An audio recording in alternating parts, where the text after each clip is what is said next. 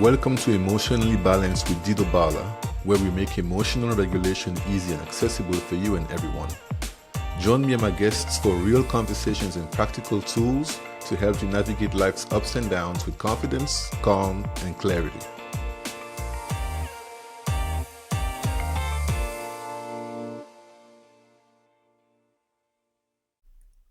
Welcome to Emotionally Balanced with Dido Balla. This is our first episode with a guest, and the guest is none other than my big sister, Major Renee Peterson. I can't wait for y'all to meet her. I mean, she's a major right now. When I met her, she was a captain. She's been in law enforcement for 26 years, and she's done everything. She's been an undercover. She's worked with in the most difficult, the toughest situations you could ever imagine working under. She's worked under those situations. She's also an adjunct professor, an amazing mom, and somebody who, when I think about people who have that duality of when things get tough, you want them next to you, but also when we need to be soft and strong, you want her next to you. I think about her. So I can't wait for you to dive into this episode.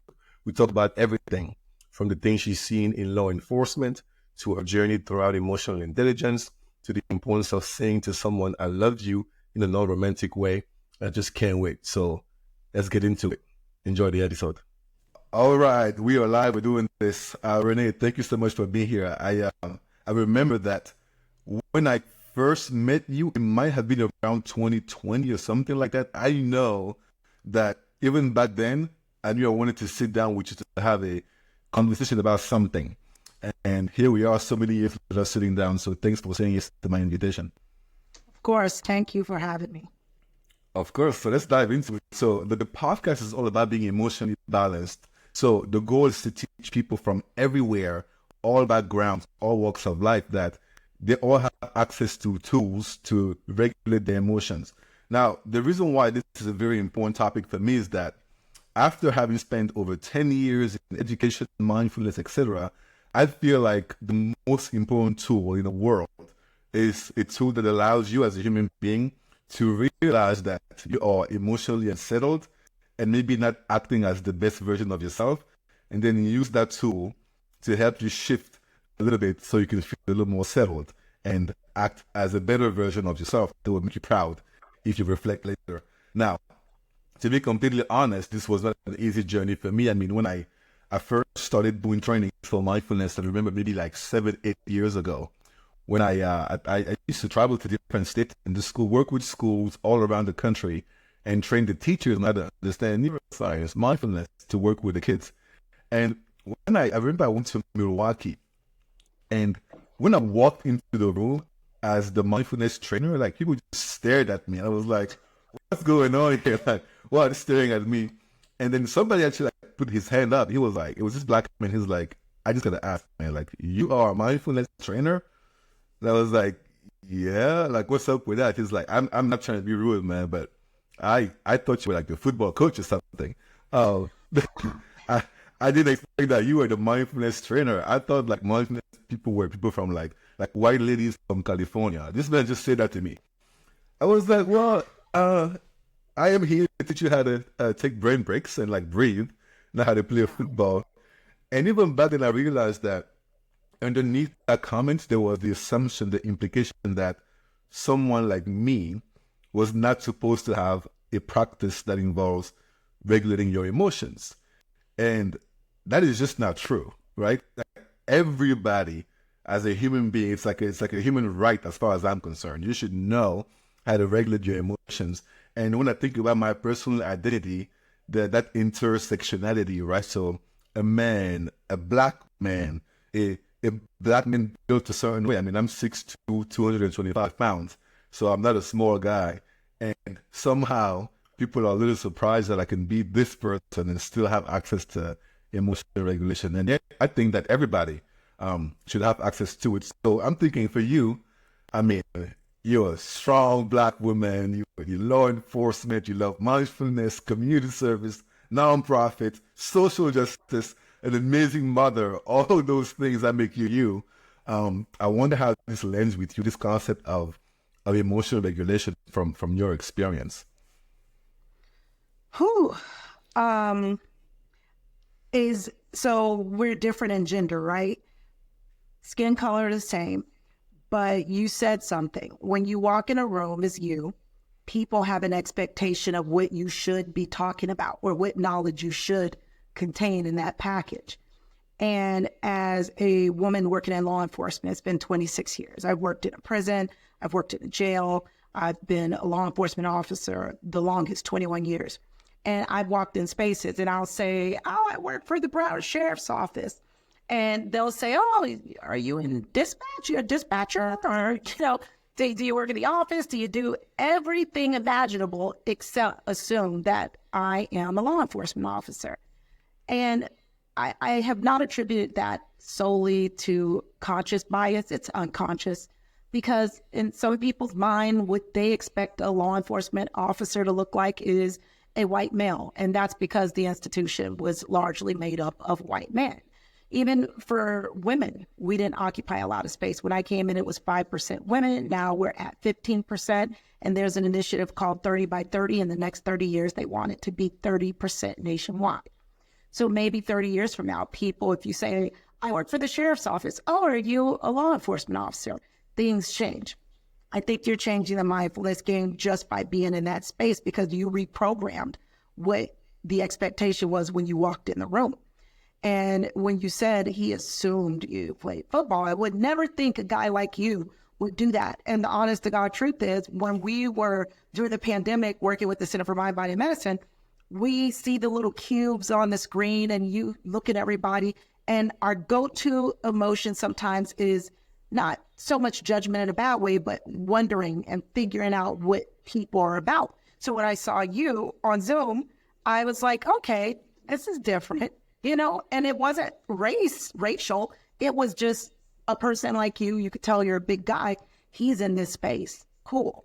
So for me, what that journey has looked like is trying to get people to see things differently, even within my own community of Black people in general, and also law enforcement, because both sides think this is hokey. When you talk about mindfulness, closing your eyes, breathing, it's not well accepted in a lot of circles in the past. It's changing now. So for me in this space, I found throughout the course of my career, there is no one particular race or gender or religion that has a lock on emotional intelligence, or just resetting yourself, learning how to go within and regulate your emotions. Because what I found is, when you think about murder, right? I think when you think in the sense of crime, there's so many horrible crimes out there. But we have misdemeanors for a reason, felonies, capital murder, because there's different levels to bad behavior. Same thing in a home. You're not going to be grounded for a year for forgetting your homework. But you go to school and there's violence, you could be grounded for a long time. So the same goes within our human race. In this job of law enforcement, what I've seen is the worst, I think, in humanity sometimes. And even for how I thought, how I felt, how I moved about the world, I noticed in my 20s and 30s, it changed because my mind started to be programmed to that. But what I did take notice of is, why do people do the things they do? And when you talk about murder, you can't say, oh, only one particular race. People of every race, different religions, different genders have committed the act of murder. So who is the act of learning how to regulate your emotions for? Everybody. Everybody. So for me, I think that as a woman, I'm meeting so many different people in the space of mindfulness. We all can speak to people who are like us, whether it's gender, race, color, religion, and make people see how there is such a different path to choose in the way we show up in the world, and how we allow our emotions to move us through the world. And it's an everyday practice for me, because I'm human. And I don't think your human instinct leads you. You just learn to tame your dragon. And yesterday, a friend of mine who works in neuroscience, she teaches, and she really mainly likes to work with women and children. And she goes, there's the bees, the ants, those automatic negative thoughts, the ants. I was like, oh. And then she goes, the ants we could kill. You got to kill those automatic negative thoughts. But she says, but your dragon, you don't have to kill your dragon. It's with you. You just have to tame it. And I was like, Stella, her name's Stella Torca. And I said, that was so profound because I think we try to rid ourselves of some of this stuff that has helped us in the world. As a cop, you might have to be a little bit, ego-driven to take charge and run towards danger while people are running away. But don't necessarily get rid of your dragon, tame it, because that dragon, those emotions come from somewhere. And we're in the middle of a parking lot yesterday having this talk, and she's telling me about this lesson she did on taming your dragon. I said, that's a Disney movie. And she goes, I've never heard of it. She's like, I have to look it up. And I'm like, I think it's called How to Tame Your Dragon. It's a boy who came from a poor village. It took place long ago. I don't know if it was like 1700s. And he was kind of an orphan. And the village people had this dragon in the hills. And they wanted to slay this dragon. And the dragon was very much angry towards the village people. And surface seems like he was just a bad dragon that needed to be slayed. And this kid found himself somehow faced with this dragon leaving the village because he felt like an outcast. And he meets this dragon and he was scared at first, but then he realized something happened to this dragon. And the dragon showed him compassion because he showed the dragon compassion. And they became the most unlikely friends. And the village people were like, what is wrong with him? And what he taught them is that looking back and learning to communicate with the dragon's family was killed by villagers hundreds of years ago. And that built up anger and resentment was with that dragon. And he just had to show the dragon a better way and show the village people how to accept and live with that dragon. So me and her just found it so interesting that, she had this message and Disney put out that message. And you can look at many things out there that are teaching our youth to rewire and Inside Out too. The inside of the child's brain. So yeah, I am doing my part, but I think as a collective, we're all doing it, whether it's through movies, plays, music, you talking to people, teaching me, interacting with people in the community when I have an opportunity, and just planting a seed. Wow. And seeing, right? Wow, that is so beautiful. That tame your dragon, that phrase, I have goosebumps just like thinking about that because it is such a beautiful way to encapsulate what emotional regulation is, what it means to be emotionally balanced. People assume that the world should always be binary, good, bad, right, wrong, black, white. Like nothing that matters is that simple. Like nothing important can be that simple. So think about emotion, for example. I always think about it this way. People tend to feel like the goal should be to get rid of their emotions. Okay, the thing is that, we are emotional beings. Before you are a logical person, you are a feeling person, an emotional person. Your brain is emotional. In fact, we lead by feelings first, and then we think about a story. It's like when you see somebody, if you think they're good looking, you just think that. You just feel that. If you see something that just feels icky, later on you can say, I think I didn't feel right because this, because that, but you start by feeling. Now, when it comes to managing your emotions, it is like taming that dragon. You manage the emotions. You should not want to get rid of them. You should not hope that they would not show up for you because your emotions are responsible for you being alive.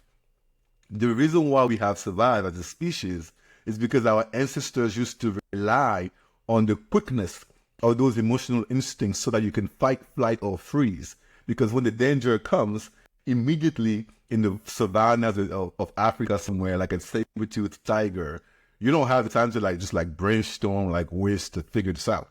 You either need to fight right away to save your life, freeze so that the danger may not see you and walk away past you, or flight, run away. You need those dangers, those feelings to respond. But the thing is, the world has changed so much, and we are trained to still look for the negative everywhere. Whether it be a post on social media or the news, we're looking for these negative things. Our brains are wired that way. So we need to learn how to tame the dragon. The way I think about this often is that your goal should not be to get rid of your emotions. Your goal is to learn how to dance with your emotions. And dancing with your emotions like taming the dragon, right? You see them coming, You smile at them, say, what's up, emotion? That's the coming. Come through. You're not going to control me. We're going to dance together. It's the same thing as taming your dragon. So for you, I mean, I cannot even imagine what your day-to-day has been like for the past 26 years, the things you've encountered. Even if you didn't even know the expression, taming your dragon, even if you didn't think about emotional regulation, this got to be ways in which you've learned how to tame that dragon, how to know when to lean into the strength of the dragon, how to know when to like kind of restrain the dragon. Like, I just wonder, what has that been like for you? Like, how do you do that? How have you been doing this for so long and you're still here successful? There's got to be some tools that you have used. I wonder if you can kind of uncover some of them for us. You know, I am always just fascinated by people who are very well put together and organized, and they are so intentional. Like, I was hearing Justice Ketanji Brown Jackson. She was just here, and I went to her book signing. And she's a Miami native. I'm a Miami native. And she said, you know, I always knew I wanted to do something in the justice system. I wrote in my high school yearbook and forgot about it. And years later, someone said she wrote she wanted to be a Supreme Court justice in a time such as that, where it was impossible for a woman, let alone a Black woman. And she spoke it into existence without even knowing the path ahead of her. But she's a woman of great intention, just looking at her book. And I'm not that organized. And for so long, I just really did not like how I was just a beautiful mess. I clumsily got through so many things and I did them well, but it was procrastinating or just being in the right place at the right time. So I would say it's all a beautiful coincidence that the universe has lined up people, places, and things to guide me to a better version of myself. It wasn't done with great intention, I'm ashamed to admit. Do I want to be better? I think people subconsciously always want to be better. But like my friend Stella says, the ants, that automatic negative thought system, you learn to develop the ants because the ants keep you safe. They tell you that person doesn't like me, keep people at a distance. But that drive and passion to protect either is going to manifest in a good way or a bad way. And for me, it was a good thing because in law enforcement, you got to be suspicious of people. You got to be inquisitive. You got to have your head on a swivel. That's what made me a great detective. And I say great because I used to be so humble in a way that was not really giving myself full credit for who I became. But having a good foundation, being a person who is so detail oriented and scans the room and cares and feels energy, I tapped into all of that and it made me safe. But then there was a chapter where some of that started not serving me well because everything was a case. Everything was me overanalyzing. There was never a moment to just be at peace. So then I think the universe, God, whatever people call that being, said now it's time for her to know this. Because I used to say, why didn't I know this in my 20s? I got it when I needed it. I don't know how safe I would have been doing some of the things I did in the course of my job that have kept me alive. I'm like, how did I survive that? Oh, this one time I chased this guy, he had a gun, we were in the back. I'm like, how did I survive that? I don't know, but I think some of the things that I tried to rewire were needed for such a place and a time to keep me safe. So like you talked about, you know, why we needed it when we were very primitive. And now the saber-toothed tiger is not a threat, but everything else is our saber-toothed tiger. We've replaced it with relationships, with people we cross, road rage.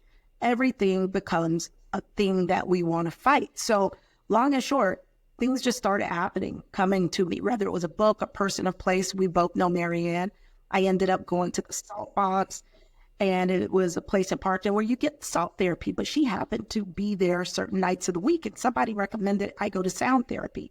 And I'm like, sound therapy? I thought music, because meditation was my thing. I am monkey brain. Most cops, we are from call to call. When I used to do that type of policing, thought to thought, you're going too fast to sit and not think. That was the most frustrating thing when I tried it. So I gave up. I go to sound therapy, and it was the most bizarre encounter. First of all, it was a small room of people, 8 people in the room. And it was this woman with big curly hair sitting in the middle, all these crystal bowls. And I'm thinking, what the heck did I just sign up for? Like, what is this? And they're like, namaste. I'm like, this is sad. This is sad. And even though I had these thoughts, I was always raised to be polite and be kind. I'm thankful to my family for that.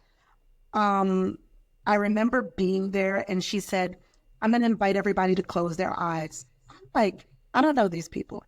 I'm not closing my eyes. And then she looks at me like this. She goes, or not if you don't feel comfortable. That part. I was like, oh, I can't wait for this to be over. And it hadn't even started yet. But what was profound about that day, and I always wish I could go back, I knew it was Martin Luther King's birthday because I happened to be, and this is why I say the universe is always conspiring for our good. I was at the salt box watching my children on the children's side of the salt box, and a mom was there, and she says, Noah, come here. I looked because my child's name was Noah. I got to Noah. She was like, oh, and we had this just conversation. And she goes, oh, you're new here. Have you ever done sound therapy? I said, no. She goes, you should go sign up. The class is booked for weeks out, but try. I walk over to the desk and I'm telling this part to show how I put myself in the situation I didn't want to be in. And I go over to the desk and I said, oh, I want to sign up. I heard your sound therapy courses are great. And the young lady goes, hold on. We're full, but let me check something. The phone rings. She talks to someone and she hangs up and she goes, you won't believe this. Somebody just canceled. There's one spot open. And I said, oh, when's the course? She said, tomorrow. I said, you know what? It's Martin Luther King's birthday. I'm off on holidays. Great. I said, okay. That's how I ended up in my first salt therapy course, sound app. And while I'm in this space and I'm thinking, what did I sign up for? I need to be more intentional. I told you I'm messy and organized, do things on the web. And I'm in a room with people who are closing their eyes. They're all nice and they just seem odd to me because they were all smiling. Back then, people like that still scared me. And this was after MSD. After a horrific shooting, I'm immersed in the city of Parkland and I get offered as a first responder to come to the salt box. So that's how I ended up there. And I'm in this room and I remember I'm just going to be here. Once it's over, I'll never come back. I don't like this. So she starts playing the sound bowl. Everybody's laid back, relaxed. I got one eye open. And my body just was, I remember the first 15 minutes just fighting to be on alert because this was different. And I remember she hit the gong. I don't know what happened in that moment. I felt internally like just joy, happiness, sad, like so many emotions came up. And I remember like a tear. And I was like, no, I don't know what this is. I need to get out of here. And I remember opening my eyes because it just was so different. Then I said, I'm going to leave. But I was in the corner and she was in the middle. I would have had to disrupt the class, step over her and her bowls and the semi-gospel music, tripping over stuff. And I remember my grandmother, these are the lessons in your youth that you get that you don't know you'll need in life. Because growing up in a very, very Southern church, my grandmother would look back at us at church. You do not get up. Don't make me come over there. We learn to be perfectly still. Don't disrupt the pastor. You better hold it. And that was a programming that we had. You don't get up and you're not disruptive. I'm the person in the meeting. I get upset when people are disruptive because I learned that was not polite. So that lesson that I despised as a young child, I thought they were holding me hostage at church. Years later, caused me to stay put because I heard my grandmother's voice so clear, like, you don't do that. What right do you have to disturb this space? You stay seated. Whatever religious practice it is, you respect it. So because of what I was taught, I stayed. I resisted the urge to leave. And at the end of the session, it was an interesting hour. And I just remember she said, everybody come back. She hit her little chimes, open your eyes. I was getting out of there so quick. I got up, they were talking, and I walked out the room. And something says, you need to know what that was. So I waited for her to say goodbye to everybody, and she was namasteing everybody to death, walking out the classroom. I'm out there pacing with my shoes on because I'm a cop. I need to know what that was. Then I remember saying, hey, can I talk to you? She goes, is everything okay? It was about something that happened in there. She goes, are you okay? I said, no, not like that. But there was this thing, you hit this thing, and then I felt this. And she's like, slow down. She goes, what do you do for a living? And I said, oh, I'm in law enforcement. And she was like, uh-huh. She goes, I tell you what, let's talk a little bit before my next class. And she took me in the office, and she, in the most eloquent way, explained to me, cops, attorneys, there's a lot of people with very stressful jobs. You guys just take a lot of what you see and experience it and push it down and push it down. What you experienced in there was some of that stuff coming up. So without going so deep, I just want to invite you that if you want to know what that was, why don't you come back and experience it again? Because it's beyond me just telling you, something you have to experience. So just that invitation, she didn't word bomb me with a bunch of spiritual terminology. It was the invitation to come back and hold space again and explore my feelings, not her process, but what I was feeling. And I came to love sound therapy because it wasn't a room absent of sound like some meditative practices. For my brain, everything is different for everybody, how they find that way to self-regulation or meditation. Sound therapy anchors me, and it allows me to not get rid of thoughts, but to talk to my dragon, to see how it's feeling, to check in and say, how are we feeling? What are we thinking about? What's bothering us this week, this month, this year? And what are we grateful for? So my whole practice started by accident. And from MSD, people who knew that I was in that city showing care and compassion, they were like, we want to sponsor you. Children's Service Council brought me in with the Center for Mind, Body, and Medicine, where I met you. Mm-hmm. We were in the class with Dr. Gordon. And I think that was such an interesting group because I still wasn't where I needed to be. That was the beginning, scratching that surface back, man, you're talking about 6 years ago. And what was interesting with that was there was a time you were on this call, I remember on this training, and there was a gentleman. He turned his camera off while Dr. Gordon was doing a didactic, and it got too emotional for him. And when he turned his camera off, Jim wanted him to come back. Dr. Gordon was like, please turn your camera back on. And the guy just emotionally, he kept asking him. And I remember jumping in, and I was like, leave him alone. He can't. And I don't know where I remember your face vividly. And I got so upset that he was pressuring him to come back and deal with this. And later we had a conversation about it. And what Dr. Gordon taught me from that session, listen, I'm a helper, public servant. My go-to is to stop the hurt for people. And this was a process that wasn't that. It didn't require me to jump in and defend someone. If we were in person, he wouldn't have been able to turn off his camera. We would have been holding space with him. And I later understood that, but my go-to emotion was to make it right instead of just hold space. So that was such a teachable moment. That stands out in that session that we had. And every day I wake up and read or experience or hear something, it's an opportunity to learn. And now I just gave up on thinking I know it all like I was when I was a young, cocky cop. And I'm like, man, I really don't know nothing. I'm discovering like so many different practices that are beautiful in their own way. So I think I dabble a little bit in everything, but my go-to thing for self-regulation is prayer. You said prayer? Prayer. You can do it wherever you are. Yep. I don't need to sit and cross my legs. I was standing somewhere today and I saw something that just made me think about gratitude and God. And I just, thank you, God. Thank you. Thank you. And I was walking dressed like this. No one was around. There were people at a distance. And when it was appropriate to stop and carry a conversation at the elevator, I did. So prayer was my go-to because you can do it anywhere and at any time. Wow. You have just dropped so many gems right there. And I really hope that people who are listening are taking notes, because I took some mental and some literal notes. So I'm going to recap a few tools. So number one, you talked about the importance of embracing peace, especially when you're somebody who is used to always being on the go.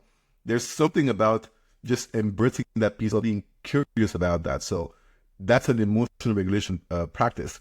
if you are always moving, you struggle to stay still, trying to embrace that peace, even silence sometimes. Some people cannot be quiet, cannot stop talking, cannot stop playing the radio, the TV. Like, even need the TV to go to bed, because it's like, if it's quiet, it ain't good. If that's you, try to embrace that peace in any way you want. I promise you, it teaches you something. That's one. And then curiosity. I don't know how in your story you ended up going to the sound bowl. Like, if people think about who you are, as you just explained before that transition, even you said yourself, you would never imagine yourself in a place like that. And yet you were curious. Curiosity, being open to something new, is a way to practice emotional regulation. Then you talked about sitting still. Once again, there's something about being still. If you're used to not being still, see what that feels like. And then connecting back to people who were around you when you were growing up. Grandmother saying, sit down. We don't disrespect people this way. We don't disrespect the space or the occasion of the church. Just that memory of someone who you know loved you and was raising you in a way that they wanted you to be the best version of yourself, teaching you something and leaning into that. Even if as a kid, you were not about that life. You were like, stay still for what? What kind of hostage situation is this? But you were willing to embrace that. And then you talked about talking to your dragon. Oh, I love that. So you can dance with the feelings. You can tame the dragon. You can talk to the dragon. And the final thing, which was, well, two more things. The idea of releasing the stress. As somebody who's a cop, who's law enforcement, people who take in a lot, like you said, Marion said, we stack those up. You think that it stays inside and it disappears. Now it's there, stacking up. And you need someone to release that. Releasing by feeling your emotions is a way to practice emotional regulation. What might that look like? Crying. Sometimes you don't have to understand why the tears want to come out. If you are somewhere like you were, the brain is fascinating. You may not even understand what triggered the tears. Maybe it's like the way the lighting was, plus the sound. You have no idea. And again, we are emotional beings. You may be tempted to want to rationalize. Don't think. Feel. If you are in a safe space, those feelings come. Feel. Again, if you know you're safe, feel them. And you releasing that is so powerful. And I want to come back to that in a second with a different perspective. But then you talked about prayer. If you think about the definition of the word mindfulness, mindfulness means being present in the moment, aware of this moment, and being non-judgmental of yourself and of others. My mom is still a devout Catholic. If she's sitting there, goes on her knees, is she present in the moment? Absolutely yes. Is she tuning in with zero judgment? Absolutely yes. That is the practice to regulate your emotions. The same way, if the way you pray is by dancing and connecting to the vibe of the music and what the pastor is saying, if that's your way, that is still a way to be present. You can be present in stillness and in movement, right? As long as you are present and aware and non-judgmental, that is the way to regulate your emotions. So praying while standing up at a traffic light, while in a car, while having a conversation with somebody that's stretching you out a little bit, prayer in 2 seconds. Like, even if it's like one saying, that's why mantras sometimes work, right? It's like, even if it's like, God forgive me. It's like, just saying that, like, for acknowledging that you just had a thought, like it was bringing you somewhere, like, God forgive me, man. Like, stop, it brings you back here. So all those are strategies to regulate your emotions. But I want to talk about something specific, expressing your emotions. Expressing your emotions is a way to regulate your emotions. If you feel it, say it. As a man, as a black man from Cameroon, I did not grow up learning how to express my emotions. Like, what is that? Expressing? We don't do that. It stays inside, man. Like you don't say it. Like so, I was telling you last time we talked. When I moved to the States, and the first time I heard my wife, my now wife, hang up the phone with her mom and say I loved you, I was like, wow, that's interesting. Like I don't hear that like that. Like I didn't hear my parents say I love you growing up. Like I know they love each other, but saying it like that, not a thing, not a thing. And I was so curious, and every single time they would hang up and say I love you, I was like, wow, that didn't feel good. And the first time that I hung up the phone and she said I love you, I was like, oh, that feels so good to hear. And I was like, I love you too. And then I hung up the phone. So there's something about like people like me, I wonder what your thoughts are, just expressing the feelings. It feels good, but we feel so uncomfortable doing it because of society, because of culture, because of backgrounds. And there's nothing more liberating. I am such an expressive person now when it comes to emotions because I know the power of it. But that was a very interesting journey. And I wonder what your experience with expressing emotions is. So in my family, I grew up in America. I was born here. My family came, my mom's side, paternal side, came through South Carolina via the slave trade. A little Native American on that side too, between South Carolina and Georgia. My father's side came from the Bahamas during the Flagler Railroad to come work because they brought a lot of people from the Caribbean over to work on the railroads. So you talk about two different cultures, right? But I will say my family did not embrace hugging, telling you I love you.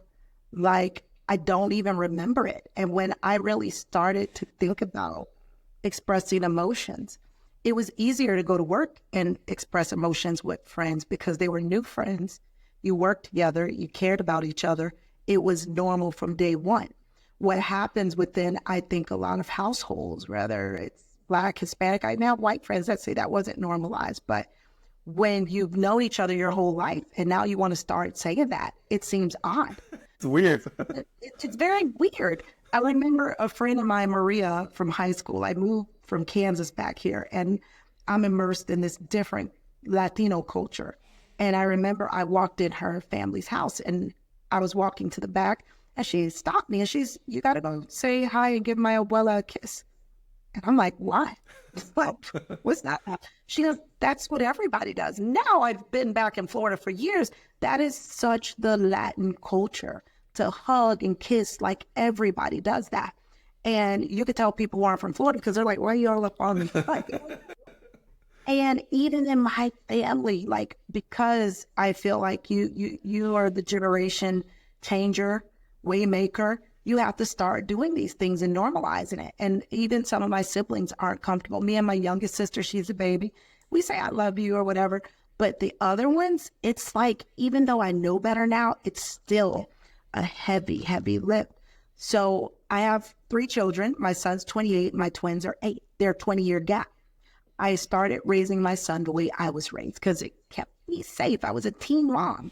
And it was those skill sets, especially for a man. Don't be soft. Don't be weak. Don't cry. Don't this, don't that. And if they had an empathetic, emotionally driven soul, we beat it out of them verbally by telling them all the things they should not be to stay safe. And I honestly felt like I had to apologize to him because I was like, what did I do? Like, he doesn't like hugging. But the twins hugged me so much. I am a different person 20 years later parenting. I'm not that parent. But I had to forgive myself because I said, listen, I'm a teen mom. I know what it's like to be Black in this woman as in this country as a woman. I can't imagine I'm raising a Black male. I need him to be strong if I'm not present. My intentions were great, just as my mother's and my grandparents were. And I think we spoke a little bit about generationally. Why are we like that? No one's born not wanting love and affection. People nurse and hug their babies. You hold your baby close to you when you're nursing. Where did we lose that thing like in the animal kingdom? You know, babies go off in the wild and live on their own a lot sooner. Why is that? And through the slave trade, we learned we didn't have the privilege of hugging and showing affection to our children as some of our counterparts did, because it was threatening to let people know what you love. Because if you were to be punished, they knew sometimes it's more painful to punish those that are close to you. So you really get the message and feel this thing. And don't you hear parents say, hurt me, but don't touch my children. So that's why it was something that was passed down inherently to keep us safe. I don't want you to take away someone I love and send them to another plantation. I don't want you to punish me through my husband or my children. So there had to be a safe distance where you showed no love and affection for anybody close to you. Imagine carrying that on for generations. Whoever stopped and says, you guys can hug now. You could say, I love you out loud now. No one did that. Yeah. So some of these things I have to forgive myself and my family. And when I say forgive, I don't think we did anything wrong intentionally, but there are children who know that something was missing. They just didn't know what it was. And when they see it in other cultures, I looked at my friends, how they were affectionate with their parents. I love you, that sense of pride. We knew it because they fed us and housed us. And so, and if somebody touched us, they were coming. Oh, yeah. But those were the ways we knew they loved us, by defending us and protecting us. And I could say thank you for those lessons. They have helped me. But what would it have been like to be loved and hugged a little more? But you can't expect from someone things that weren't given to them. I don't think any parent grew up being loved and hugged and decided, you know what? I'm not going to do that to my children. They just didn't have the tools to do it. So forgiveness is love and understanding to know that people can't give you what they don't have, right? Mm-hmm. So I guess I'm in a space now how I show love and affection. I'm becoming comfortable saying the word I love you. I didn't understand the word I knew in relationship, when you say I love you, that means, it's just us. There's no other people. Where normal people have conversations and say, are we exclusive? You tell me you love me, I own you. You know what I mean? Yep. I catch you with anybody else. And it's weird how a word like that can even imply it's just us instead of saying I'd like to be exclusive. So when friends of mine that didn't fit in the category of a boyfriend or husband or anything like that would say, I love you. Like I have this one friend, he's a male, he's married. We get along so well because we have a business mindset. I own a business, he's a business owner, and we could get together and have dinner. He'll catch me up on his business, and it's totally a platonic relationship. But when we get to our car, he would say, I love you. And I was like, huh? I remember talking to a mutual friend. I'm like, I don't think he likes me, but why does he say this? It feels so weird. And I would walk away saying, I love you too. Like, I didn't know what the hell to say, because I was like, I like our friendship, but he makes this weird by saying that. And when I started to learn, how broken are you that a friend can't say, I love you? And it's, mentality wise. And I didn't have a bad upbringing. I wasn't abused. I wasn't treated horribly. I just wasn't familiar with that word if it wasn't in a relationship.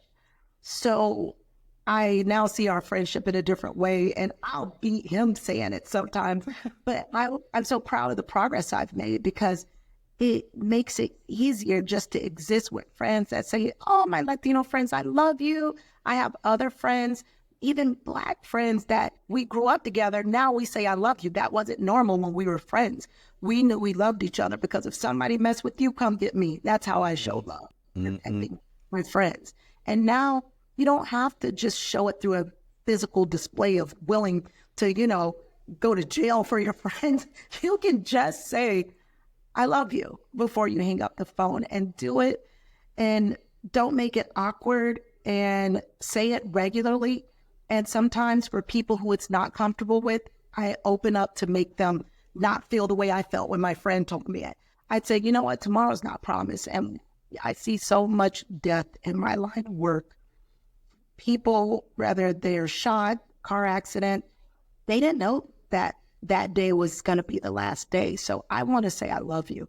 That is the softening, when you really get people to let go of all the programming we've learned and say that, I might not be here tomorrow, or you, whomever, But while I'm here, I want to say this. And they're more, you know what, you're right. I love you too. So yeah, that's how I slide in there now. That's beautiful. You did an amazing job just like kind of transitioning into the I love you, because if you just dropped it like that, that might be like, yeah, what is going on here? And for me, it's fascinating because I can relate to what you're saying, right? I've always been a very intuitive person. So from when I first heard someone who was not my wife or girlfriend say that to me, it just felt so good right away. I could tell. My battle was more like, this is a little awkward because I'm not used to it and I feel like I might be judged. But inside it felt great. Oh, this feels good. And I started doing it. But, you know, people who aren't used to doing it still get uncomfortable. But I feel like the more you normalize it, the more you just say it consistently, and then you show up the next day, you aren't acting in any awkward way, and you say it again, the more it makes people feel comfortable. And, you know, you give and you receive. When you feel that towards somebody and you say it, it makes you feel good. Like, Yeah. I told you how I feel. This is real. Like, I really mean that. And I may not see you tomorrow. I don't know. Like, but right now I'm feeling this love I'm going to share with you.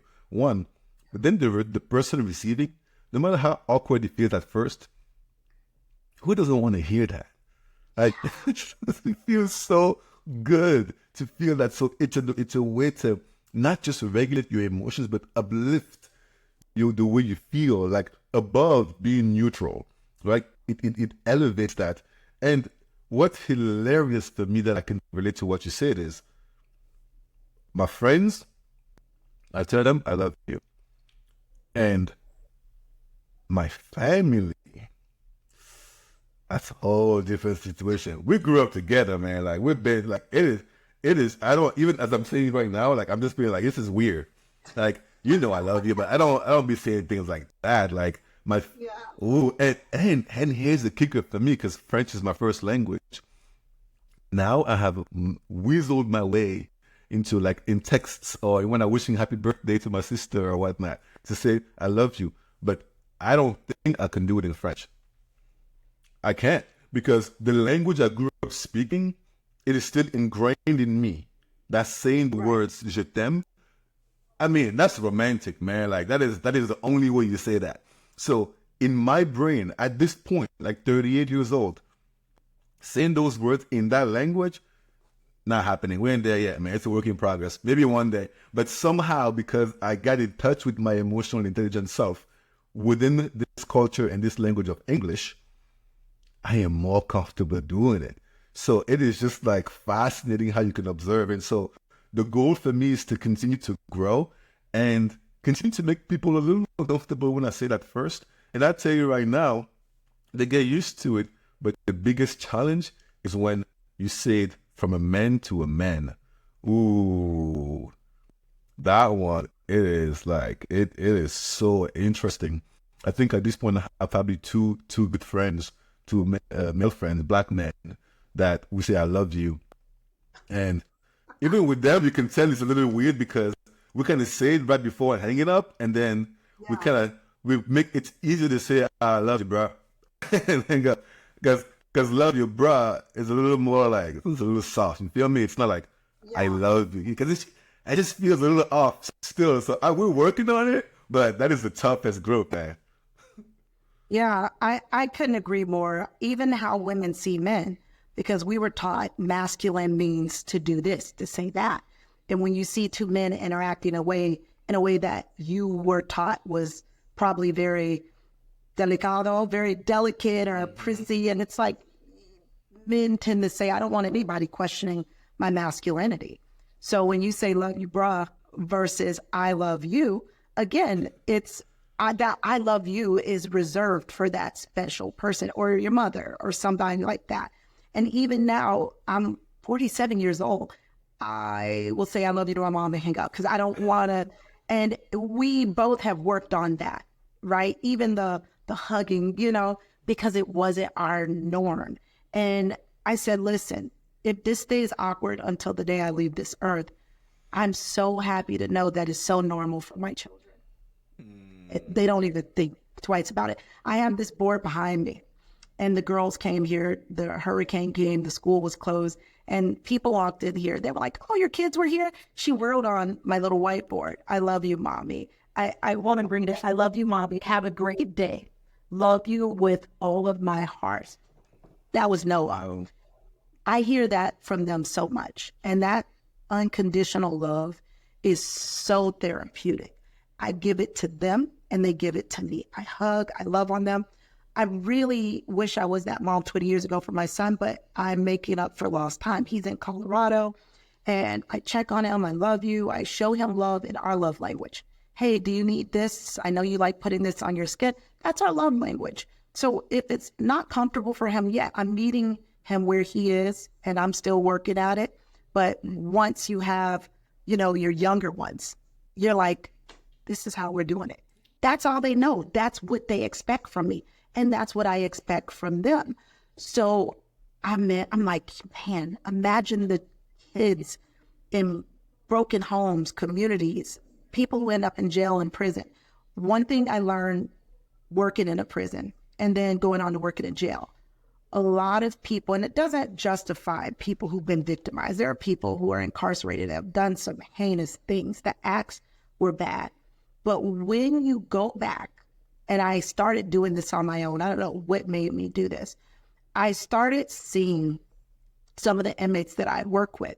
I saw a different side of them because their day-to-day in the jail or the prison is not them acting out that crime in front of you. It's them just living outside of that heinous act. And I remember meeting a man who committed a crime of passion, caught his wife with a man he knew, shotgun, you know the rest. But who he was in the prison was so different than the act he committed. And he was so broken over that situation of betrayal that he couldn't regulate long enough to understand that you can be heartbroken over the betrayal. You can be heartbroken over losing a loved one. You absolutely could heal and move on and receive love from so many other sources. And not knowing that put him in a bad situation. And furthermore, talking to him, what was it like growing up? When you hear the stories, it was like, this was bound to happen. What becomes of the children who are not loved, who are never given a hug? Even though our parents taught us love through protection, feeding us, housing us, what about the kids that don't get any of that? Mm-hmm. How do you kill a dead person? A person who's dead inside. So when they have nothing to lose, they don't know what it feels like to be loved, protected, to be fed, to be cared for. They're out here in the world on their own trying to survive. Those can be very dangerous people under the wrong circumstances. So, I got to see people differently through hearing their stories. But as they tell you how it was growing up as a teenager, I started thinking, man, I'm looking at this person. And I remember holding my kids coming from the hospital. Babies are the most innocent things. They can't do anything. They're relying on you to change their diapers, feed them, do all these things for them. That person who committed this act at one point was somebody's baby. Mm-hmm. What happened? What was different for them and what was different for me? So I gained a lot of understanding of what it means to be empathetic. Maybe I can't sympathize with you, but the empathy of not having people to love you, I don't think that's a great place to grow in this world. Just like plants need, rain for the most part, most plants need a good environment, soil, water. Without it, they die. I think people die inside, and when you're operating in a dead space, you don't mind committing acts and hurting other people. You can't feel anymore. So why I think saying I love you, this whole conversation we're having, is so important is I recently heard a therapist on a show. She said something, and I don't even remember her name. I remember what she said. And she said, why do people have so much pain and breakups? Because nobody ever taught them that there were so many different ways to be loved in this world.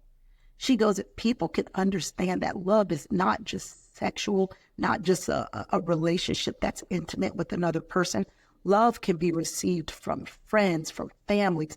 When you normalize loving everybody and you lose one person that you have that love with, it's okay because there's so many other avenues to receive love in your life. She goes, so why women have attachment with toxic men? I love him. I can't leave. I'm going to continue receiving this horrible treatment because I love him.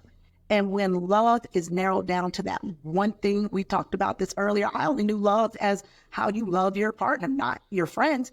But now that I have so many people that love me, whether it's my community partners, lifelong friends, people that I can go to dinner with and we have a relationship as girlfriends. These are my girlfriends. I don't love them like I would love a male partner, but I love them. And my love is not reliant on one man because I know I got love here, I got love there. There's love everywhere.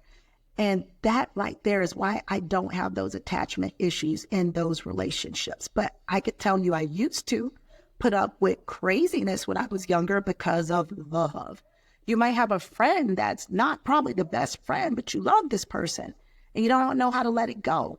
And not knowing how to love from multiple streams can create unhealthy attachments because it's the only love you know. So this should be normalized. I think you should do something where you say je t'aime, I love French, and you think of Spanish, te amo, English, I love you. You should have every word of I love you in every language, like on a backdrop. Oh my God. And it's just love. There's so much love in so many different languages, so many different forms. And it should be normalized because we lose attachment. Crimes of passion, that's attachment. Domestic violence, attachment, the need to control. And I love this person to death. Domestic violence, to take someone's life because you love them is such a distorted view of what love is. And mental health or mental illness is a real thing, and it is a contributing factor to some of this stuff. But a lot of this is at the source of our society, a lack of love. That is the beautiful way to wrap this up. One of the most powerful images that came to me as you were speaking was the fact that for every adult that we have right now, men, women, from any race, any background, and for all the folks that we have as adults right now, they were once that innocent baby that knew nothing, was nothing except just like the thing you want to cuddle the most, thing you want to love the most. And they had a journey throughout this life where things happen around them, to them, or that they have witnessed that led to them being the adults in front of you that commits the crime that is quote unquote uncontrollable. And the same way that that innocent baby was nurtured by the environment and became this adult who's doing this thing, this heinous crime. The same way we don't control everything, but we control a lot. We can shower people with love, shower people with emotional regulation tools that are very, very, very easy. Learning how to count from 10 to 1 backward. Learning how to put your hands on your belly, deep breath. Learning how to cry when you feel like crying. It's okay. Like learning how to sit still instead of moving. Learning how to lean into prayer in your culture when you feel called to it. Learning how to be curious when something is new but feels right. Like all these practices are accessible to everyone. And if we can just like shower people with them from a very young age, they hopefully are going to become the kind of adults who have easier access to emotional regulation. And on that note, dear Major Renee Peterson, I tell you right now, I love you. Je t'aime. I'm taking it. Thank you so much. Hey, look, this has been amazing. I could not have wished for a better conversation. I can't wait for the world to hear this and take from everything you poured today. So if is there anything that you are working on or that you're planning on share with people at some point, or that you want people to look into, to research, to check you out somewhere, anything you want to share, the floor is yours to kind of close out the conversation. I love teaching, especially on leadership and just civility in the workplace, how to treat people better. We spend a lot of time at work, and the way we treat people can either uplift someone, send them home to their family in a great state, or just cause trauma. And we have to take leadership roles so serious. We have a responsibility.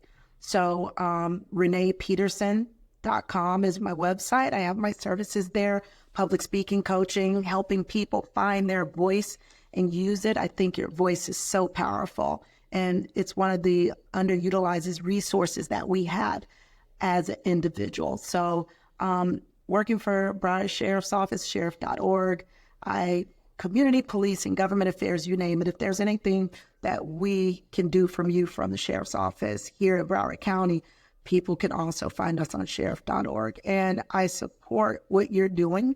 If I would ask anything of you, just continue this work, because this is light work, right? Where there's light, darkness can't exist. And these conversations are very therapeutic.